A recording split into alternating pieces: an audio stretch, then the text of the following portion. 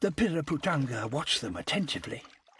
Wherever the monkeys go along the banks, the fish follow.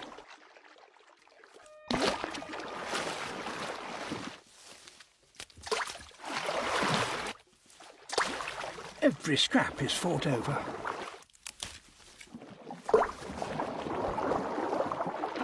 That might have to be the end of the monkey's meal for today. And there's still plenty left on the tree.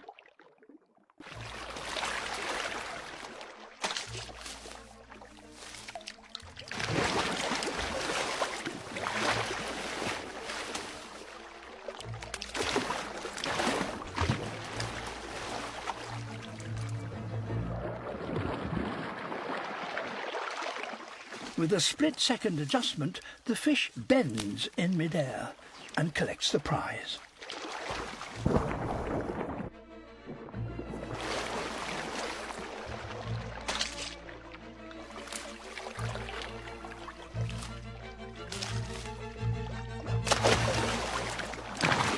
The Piraputanga's extraordinary feeding technique relies on these waters remaining clear.